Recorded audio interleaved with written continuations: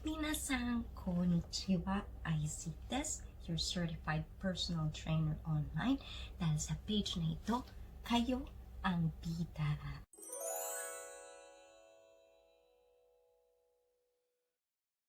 So, bago po ang lahat, gusto ko po kayong pasalamatan yung mga nag-like, nag-follow, nag-share.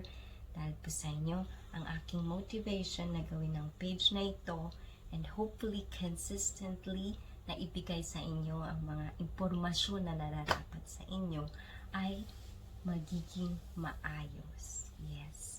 Yan. Pag-usapan natin ngayon para sa mga nag-iisip, mga seryoso pero walang motivation, and sa mga nahihirapan kung saan mag-uumpisa, itong video na ito ay para sa inyo. And umpisahan natin sa mga mistakes ng beginner na ginagawa ninyo kapag nag-uumpisa pa lang kayo. Number 1 is, if you guessed it, yes, nutrition. Pinakamahirap. Pinakamahirap talakayan. Pinakamahirap maging consistent. Pinakamahirap huminti. Alam ko yan. Alam ko po yan.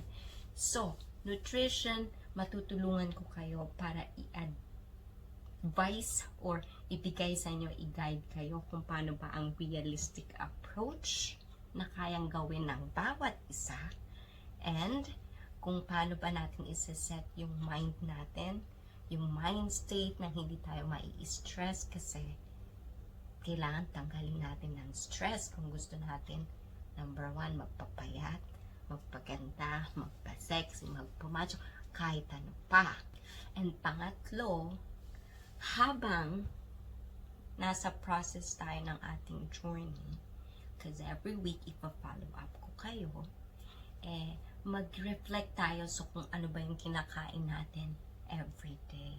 Kung ano ba yung mga kaya nating hindian, yung kaya nating tanggalin, at i-guide ko kayo kung ano ba yung mga pwede naman ninyong tanggalin pero kulang lang ng onting motivation. Yan. Doon ko po kayo matutulungan. So, mga feedback ninyo ay important para sa akin so I can guide each and every one of you. Kasi, number 1, at uulit-ulitin ko to sa buong video na ito, lahat po tayo ay iba-iba. Ang pwede kay Juan ay hindi pwede kay Petra or something like that. So, pero uulitin ko rin, hindi po ako nutritionist. Wala pa akong lisensya bilang nutritionist. So, ang ibibigay ko lamang po sa inyo ay mga ideas and mga basic nutrition guide para po matulungan kayo depende sa fitness body goals nyo. And speaking of fitness body goals, number 2 po. Pangalawa po yan sa mga biggest mistake ng beginner, yung fitness body goals. When it comes to that, kailangan po natin maging realistic. Kailangan magpapakatotoo po tayo sa kung ano pong gusto natin sa katawan natin. Like, for example, na sinasabi kong magpapakatotoo. Pag-usapan natin si ako na lang, ha? So, nung kabataan ko, which is, huwag nyo nang tanongin, yan. Hindi nyo man masasabi, hindi nyo man mapapansin, pero maliit po ang bewang ko. Pero, I'm proud to say na natatawa lang ako, saglit ha. Pero, I'm proud to say, nung bata-bata pa ako, nasa, kung hindi ako magkakamali, 19, 20, 21 ang waistline ko. Pero nung medyo nagkaedad, yes, nagkaedad ako, tumaba ako. At dahil sa height ko, kung may yung mga nakakakilala sa akin, hindi ako pwedeng tumaba kasi magmumukha akong bola. Yes. So, nagsimula ako dito sa training journey ko, and ang goal ko nung una is ibalik yung waistline ko. Pero dahil sa nagli-lift ako ng weights, nag-a-ab training ako, at kung ano-ano pa, nagkakaroon ako ng muscle sa part ng tiyan ko. And when I see it, I love it. So, Ibig sabihin, kung gusto kong bumalik sa dati kong katawan, I have to be very thin. And ayoko nun. Gusto ko na yung katawan ko ngayon, pero hindi pa rin. Kasi feeling ko, ang dami ko pang kulang. So, pagsamahan natin ang journey na ito, we're gonna stick to this together. Yes. So, pag sinabing fitness body goals, mabalik sa usapan, kailangan magpapakatotoo tayo sa sarili natin. Depende sa trabaho, depende sa profession ninyo, depende sa body, diba? Sa genes. Pwede rin sa genes kasi yan.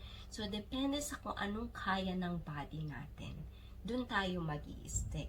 Kung gusto mo maging bodybuilder, pero gusto mo maging powerlifter, diba? Hindi siya. Kung hindi nyo alam ang ibig ko sabihin, doon papasok yung number 3 biggest mistake. Proper form. Yes, form. So, kailangan alam natin ang fitness body goals natin kasi depende sa fitness body goals ninyo, papasok kung anong training na kailangan ng katawan ninyo para ma-achieve yung goal na gusto ninyo sa katawan ninyo. Get it? Yes. So, minsan, kasi pag sinabing proper form, nakakalimutan natin na habang tumatanda tayo, may mga muscles tayo sa katawan na hindi na natin ginagamit. For example, in my experience ko to, di ko alam kung may mga personal trainer na nanonood nito, pero baka makarelate kayo. When I say engage your core, diba? Engage your core. So, sa experience ko, alam ko na yung mga little things na titingnan ko para alam ko kung talagang naka-engage yung core. Diba? So, minsan sinasabi ko kung nararamdaman ba nila yung muscles dun sa parte na sinasabi kong core. Hindi raw. So, ibig sabihin, kahit papalitin niyo yung tiyan nyo ng palitin, kung hindi nyo naman siya ini-engage, at hindi nyo alam kung paano i-engage. Diba? So, diba? So, magkakaroon tayo ng injury. And, sa mga beginners, number 1 to na problema is 1 month, 2 months, 3 months, diba? Makikita nyo yung progress nyo. Tapos, injury comes, diba? So, basta stop kayo. At pag na-injure kayo, andyan yung mai-stress kayo, lalamon kayo, at kung ano-ano pa. Yes.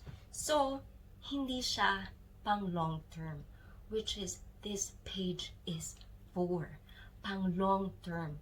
Gusto ko po lahat ng mga mai-inspire ko. Yes. Sana ma-inspire kayo.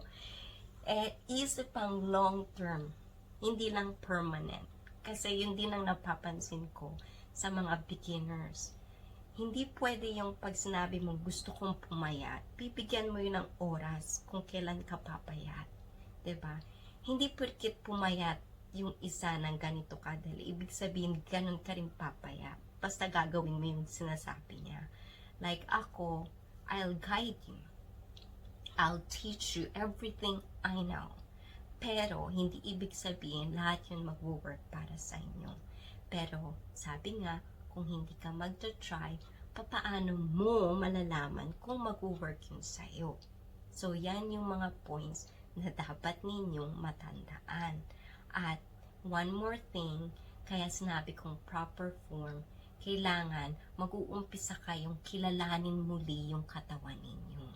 Meaning, mag-uumpisa kayo kung papaano nyo ba gagamitin yung tamang muscles or tamang parte ng katawan ninyo para maganda ang resulta o tama yung resulta na gusto nyong mangyari sa katawan ninyo. Hindi porket 1, 2, 3. Diba? Or step 1, step 2, step 3. Hindi po ganon. Ngayon po, kailangan mararamdaman nyo rin ano bang parte ng katawan ko. Pag nag-squat ba ako, anong parte ng katawan ko ang gusto kong i-target. Kasi katulad ng squat, king of exercise, pero depende sa range ng motions ninyo, depende sa lawak ng paa ng pagbukaka ninyo, ibang tatargetin na katawan. Ibang tatargetin na muscle nito sa inyong katawan. Yun po. So, sana po, 3 muna ibibigay ko para hindi po kayo ma-stress dahil sa page na ito. Stress-free, pain-free, and no fee. Yes, till next time, I'll see you soon, guys. And i-reflect niyo yung 3 at feedback is so important for me para turuan ko kayo ng tamang paraan kung paano natin ma-achieve ang mga fitness body goals ninyo for 2021 and so